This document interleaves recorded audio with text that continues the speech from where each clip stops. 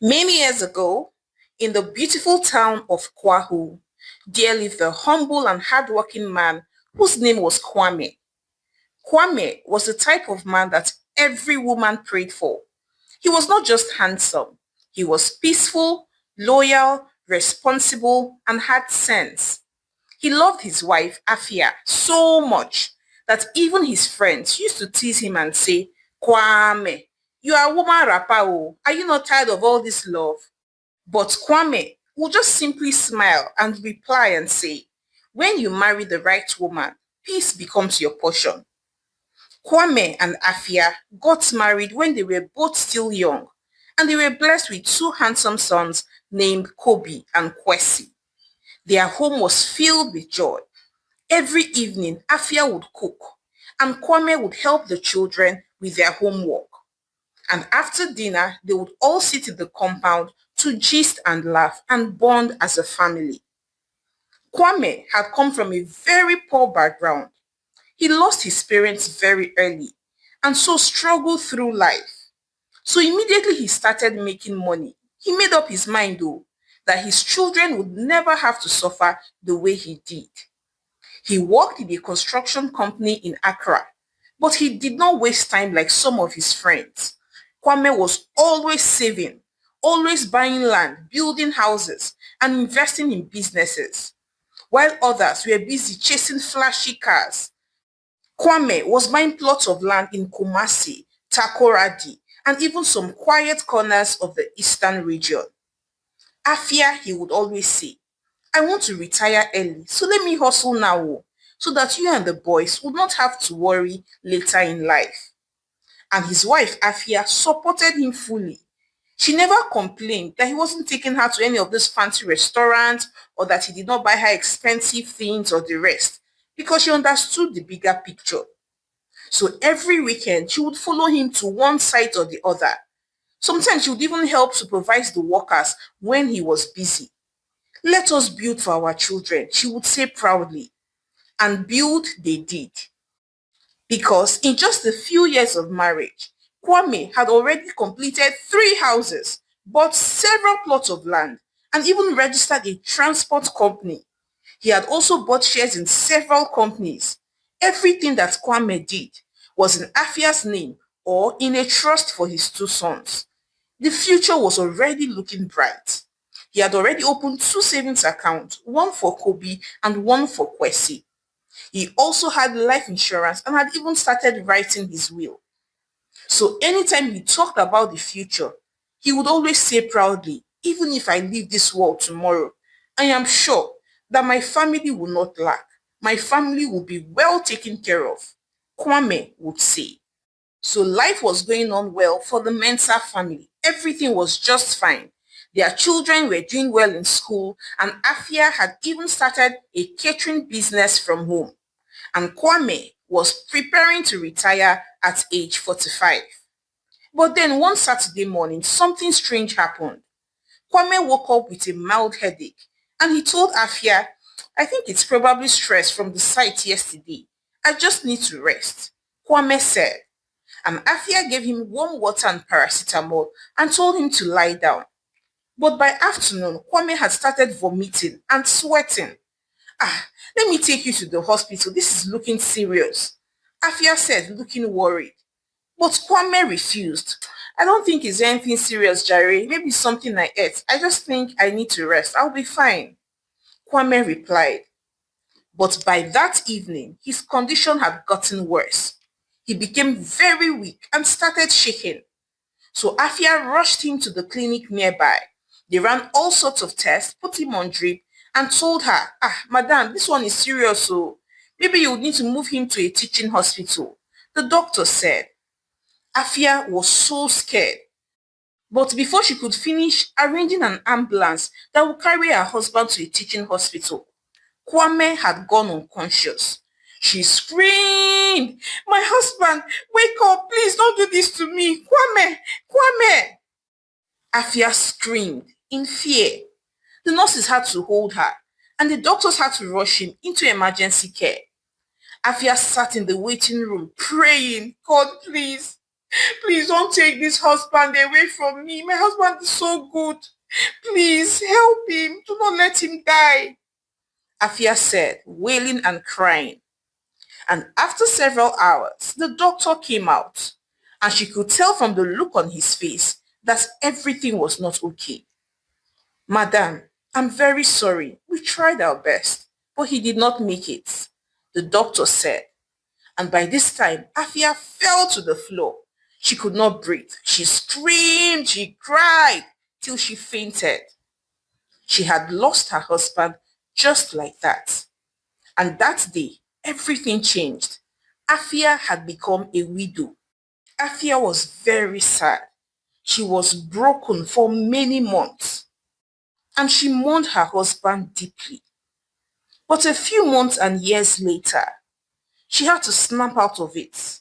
She made sure to protect all the assets that her husband had suffered to gather.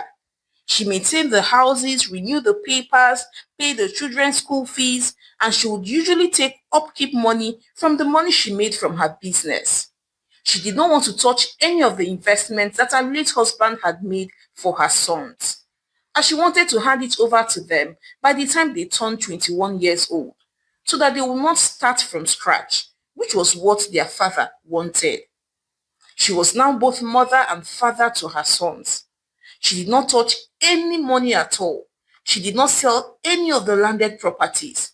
She kept on saying, these are for my sons, and I would keep it safe till they become of age. Some people even praised her, telling her that she was a good woman and that her late husband would be proud of her. But a few years later, and people had started advising her, Afia, you're still young, oh. And my dear, you cannot raise boys alone. They need a father figure if you want them to turn out responsible in life. What if you fall sick tomorrow? Who will help you? Afia, you need a man to help you guide these boys. If not, they will grow wild. They will grow wild. You need to remarry, some of her friends said to her. Initially, Afia refused. She did not want to marry again. Kwame was the love of her life, and she could not bring herself to love any other man. But after some years of being alone and seeing how her boys were growing fast and asking questions that she could not answer, she finally agreed to give love a chance again. So one of her friends introduced her to a man named Yo. Yo was calm, he was gentle, he was respectful, and he worked as a civil servant in Cape Coast and had never been married before. He was in his late 40s and Afia liked him. He made her laugh again. He never pressured her, but he made something clear from the beginning. He looked at Afia and said, yes, I do not mind being a father figure to your sons, but I just want you to know that I will not be responsible for your children's feeding or school fees. As you can see, I'm not rich, so I don't want us to fight over money later. And you say I'm not providing for your sons, I will not provide for them. Yes, so I will cater for our own children when we decide to have them. But you see your sons from your previous marriage, you are solely responsible for them financially. Yo said to Afia, and Afia agreed. It's fine, she said. And so they both got married, and she moved to Cape Coast with her boys to live with her new husband. But she never told her new husband about the assets that her late husband had left and about how much money that she was sitting on and holding in trust for her sons. Because of course to her, those things belonged to her late husband and her sons. And so for a while in her new marriage, everything was fine, everything was peaceful. Afia and her two sons settled into their new life in Cape Coast very well. And Yo, their new stepfather, actually tried his best. He never shouted at them. He helped them with their homework when he could. He gave them advice like an uncle. And whenever they made any mistakes, he corrected them with patience. He did not spoil them either, but he did not try to overplay the role of a father. But he was kind to them, and Afia appreciated him for that. She actually respected his honesty from the beginning, when he told her that he would not take care of the boys financially. And truly, he kept to his word. But Yo treated them fairly. They ate together and lived peacefully as one big family. Then, after 1 year of marriage, Afia gave birth to a baby boy and they named him Kojo. And 2 years later, she had another son whom they named Yo Jr. So Afia's family now had 4 boys. Their home was warm, it was peaceful, and all the children played together. There was laughter, birthdays, school runs, Sunday rice, and weekend cartoons. Everything was fine.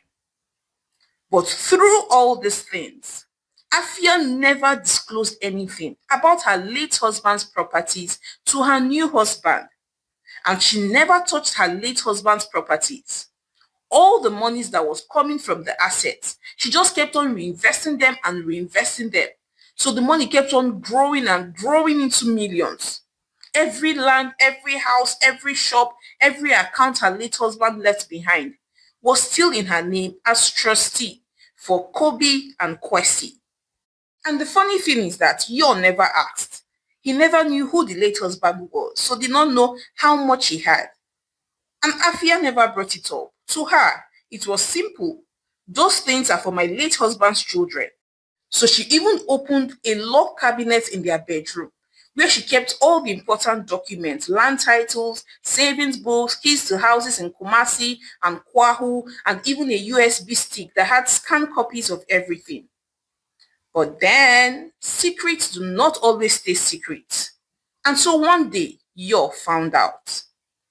One day, Yo was searching for his tax documents and had scattered the whole wardrobe, turned the whole place upside down, and then finally decided to check inside the cabinet that Afia always kept locked. He had never gone there before, he had never touched it before. In fact, he had never asked what was inside. But that day, because he was looking for his tax documents, he decided to go check that place. And Afia, on the other hand, was out shopping with the children. She had forgotten to lock the cabinet after sorting some documents the night before. So when Yo opened it, it actually opened because it was not locked. At first, he just saw envelopes. But when he looked closer, he saw land documents, then bank statements, then property titles. One for a house in Kumasi, another in Kwahu, another in Takoradi. Everything had Kwame Mensah's name on it. Some had Afia's name listed as the next of kin, and some had the boys' names as beneficiaries. Yo just sat on the floor. He was sweating. So he took out the USB stick and plugged it into his laptop. And what he saw shocked him even further. They were scanned documents for buildings in Kumasi, for 3 plots of land in Aburi, for 1 guest house in Takoradi, a transport company, 2 savings accounts with over 2 million CDs, a trust account in the boys' names with future inheritance instructions, and the rest of it. Yo could not believe his eyes. So my wife has been sitting on millions and she never told me. He sat there for almost 2 hours. And by the time Afia came back with the kids, he was sitting on the sofa in the parlor. His eyes were red. Are you okay, my love? Afia asked, looking surprised. But Yo did not answer. He was too upset to say a word. But later that night, after dinner, he finally spoke up. He looked at his wife and said, Afia, so you did not think it is important to tell me the kind of money that you're sitting on, the kind of money that you're controlling? Yo said. And Afia froze. She knew exactly what he was talking about. But then she replied calmly and said, My dear, those things belong to my late husband, and I'm only keeping them safe for Kobe and Kwesi, and I'll hand it over to them when it is time. Afia replied, Safe? Safe from who? From your husband? From me? Yo asked. And Afia replied and said, I'm sorry, my dear, but I don't joke with inheritance. Their father worked too hard for it. He died building that legacy. So I swore that I would protect it. Afia replied, Oh, really? So I'm just a stranger in this house, Abi? Yo asked angrily. No, you're not a stranger, but you're also not their father. Afia replied calmly. Yo was so angry and went to bed boiling in anger. And that night, he did not touch her. He did not even talk to her. He just faced the wall and slept like a stone. And so, from that night onward, everything in their once peaceful and loving home changed. Yo stopped smiling the way he used to. He even started keeping malice with her and his stepsons. He also stopped eating her food. She would even cook his favorite okra soup with banku, and he would not even taste it. He stopped touching her too. For weeks, he wouldn't go near her at night. He would lie down, face the other side of the bed, and pretend to be snoring, even when she tried to touch his back. Sometimes she would ask, Yo, have I offended you? What did I do that's so wrong now? Afia would say. Then he would reply and say, What is the point? You have already made your choice. You have chosen to be loyal to a dead man than to me, your husband. Yo would reply. Afia was sad, and she knew where all this was coming from, but she was not sorry. She had sworn to protect her late husband's hard work, and that was what she was going to do. Then one day, out of the blues, Yo called her and sat her down and said, My love, my sweetheart, I need to do something very important, and I need just 300,000 cedis. He said sternly. But Afia looked at him and said, Of course I don't have that kind of money. Why would you even ask me for that kind of money? Afia replied. Then Yo replied sulking and said, You have the money. You have so much money. Just collect it from your dead husband's money. Is that too much to ask? Yo said. But Afia simply replied and said, Yo, I have told you times without number that I cannot touch that money. That money is for my sons. Their father worked for it, not me. Afia said. But Yo replied angrily and said, But you are my wife. We are one. You're supposed to submit to me. And submission includes giving me your money. Yo said. But Afia simply just stared at him and said, My dear, yes, I am your wife. But I am also a mother and a promise keeper. I promise to protect their inheritance and I'm not breaking it. So Yo stood up, wiped his face, and quietly left the house. So after a few weeks, he changed his tactics. He started to emotionally blackmail her. He would sit in the parlor and sigh loudly and say things like, Some women are just wicked. They do not want their husband to succeed. They do not want to support their husbands.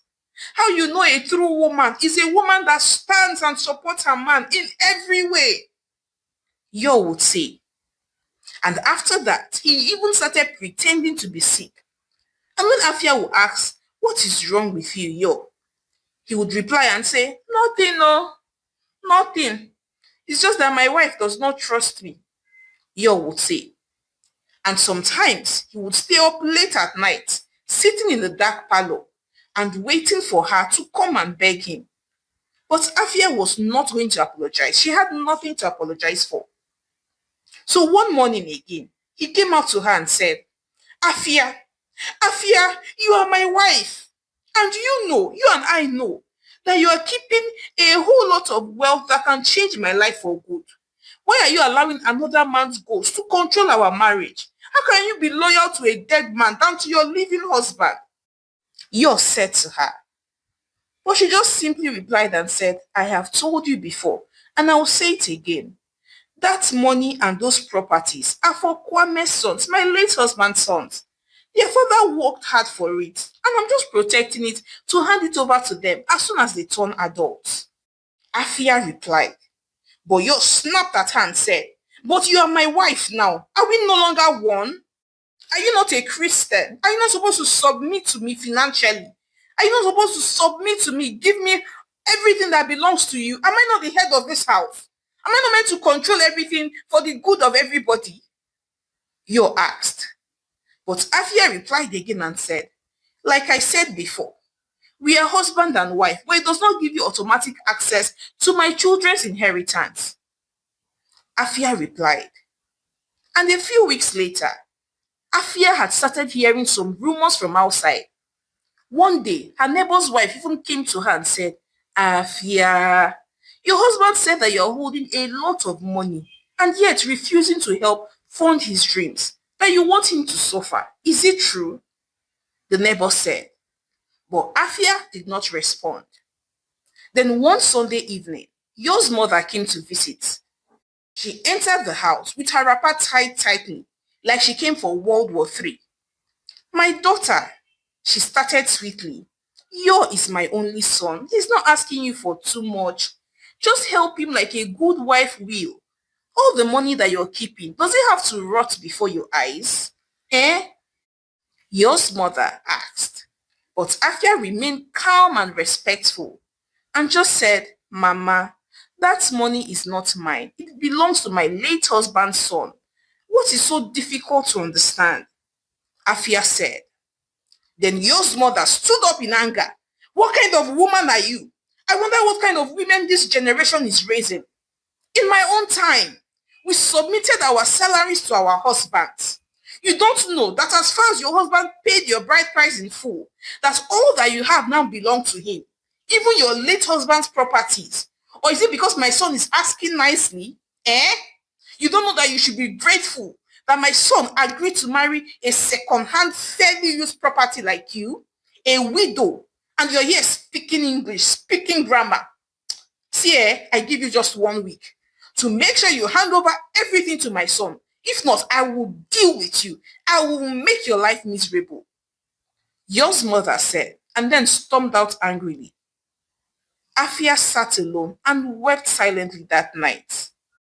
But she remained resolute. She was not going to hand over her late husband's properties to her new husband. So when Yo saw that all that he was doing did not affect his wife, he began to poison his 2 sons against their mom, saying things like, your mom does not love us the same way she loves Kobe and Kwesi. She hides good things from this family. She has money, but she prefers to let us suffer. Other times, he would turn to his sons and say, if only your mother supported me like a real wife, you people will be living in a big mansion by now. You both have your separate rooms, you would even have your separate cars. Yo would say to his sons. And yes, although the little boys did not fully understand, but they were listening and their minds were being poisoned one day after the other. And whenever Afia corrected them, because they had done something wrong, they would run to their father crying, and he would whisper to them and say, you see, your mom does not like you. Your mom does not like you the same way she likes Kobe and Kwesi. She's partial. Yo would say to his sons. And one day, Kobe could not take it any longer. He confronted him and said, Uncle Yo, please stop filling our brothers' heads with lies. Our father built that wealth for us, not for you. So why not focus on building wealth for your own sons? Why do you want to steal my father's wealth? Kobe said angrily, and Yo looked at him in surprise. Oh, so this is how you talk to your stepfather, Abi? When I picked you up from nothing, I became a father figure to you. I was there for you, and now this is how you talk to me? Yo replied angrily at him. Then Kwesi stood beside his brother and said, you are our mother's husband, and yes, we are grateful for all that you have done. But you're not our father, and we are not children. We can see what is going on here. How do you expect my mother to hand over our inheritance to you? Why are you too focused on our inheritance rather than building inheritance for your own children? Kwesi replied, and Yo just stared at them, but said nothing. But from that day, he began to avoid them. He focused only on Kojo and Yo and continued to poison their minds and feed them with false narratives. Then one evening, Afia came back home from the market and saw that Yo had vanished with her 2 younger sons. No note, no call, nothing, just empty beds and missing clothes. She was so scared, and then Kobe ran to the neighbors asking if they saw anything. Then one gateman told him that he had seen their daddy living with his 2 younger brothers in a taxi, as though they were traveling. Afia sat in the parlor and broke down in tears. Meanwhile, Yor took Kojo and Yor Jr. to a quiet lodge in Kumasi, using a fake name to check in. He switched off his phone and he told the boys, "Your mother does not care about us. She's planning to abandon you two and leave everything for her first sons. That's why I brought you here, to protect you." And although Kojo was only 7 years old, he nodded in confusion. Yor Jr., who was younger, did not even understand what his father was saying. He was just happy to drink malt and eat meat pie in the hotel room. They did not know the truth. Meanwhile, back at home, Kobe and Kwesi stood by their mother like soldiers. "Mommy, don't worry, we will find them," Kobe said. Then Kwesi added, "Even if we need to search the whole of Ghana, we will find our brothers," they both said to their mother. But Afia already knew what to do. She called lawyer Kojo, her late husband's cousin and legal advisor, and she explained everything to him. So he came immediately and filed report with Social Welfare, Domestic Violence and Victim Support Unit, and the Ghana Police Service Child Protection Unit. And within 48 hours, a nationwide child abduction alert was raised. Meanwhile, in Kumasi, Yor was relaxed, thinking that he had won, thinking that now Afia would be forced to release her late husband's properties to him. But he was shocked when officers showed up at the guest house where he was hiding. "Mr. Yor, you are under arrest for illegal detainment of minors and attempted manipulation of trust assets," one officer said. Yor stammered, No, that's not what happened. I was only protecting my son, so, that was not happened." Yor stammered in confusion. "Mr. Man, you have the right to remain silent because whatever you say will be used against you in the court of law." And so they arrested Yor, and the children were gently taken back to their mother. When Afia saw Kojo and Yor Jr., she broke down crying and hugged them tightly. "Oh, my babies, I thought I lost you. Thank you, thank you," Afia said, crying. Then Kojo looked at his mom and said, "Mommy, I'm glad to see you too. We missed you." And then Afia kissed his forehead. She was just happy to have her sons back in her arms. Yor, on the other hand, was blacklisted. His face appeared in all the local papers. People rumored about him and whispered about him when they saw him. His family came crawling and begging Afia to forgive him. But she made her decision. She filed for divorce and got sole custody of her children. Then she left Cape Coast and returned to Kwahu. And this time she did not look back. And back in Kwahu, life returned to normal. Within 1 year, her bakery business was up and running and booming. And a few years later, Kobe and Kwesi entered university to study business administration and law. And all their bills were paid from their late father's money. Kojo and Yor Jr., on the other hand, even loved their mother even more. Meanwhile, her ex-husband Yor was not finding life easy at all in Cape Town. Because after that scandal, no woman wanted to be near him. His colleagues had even stopped inviting him to their events, and he lost his job due to reputation issues.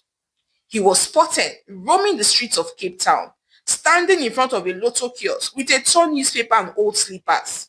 He was not doing anything with his life.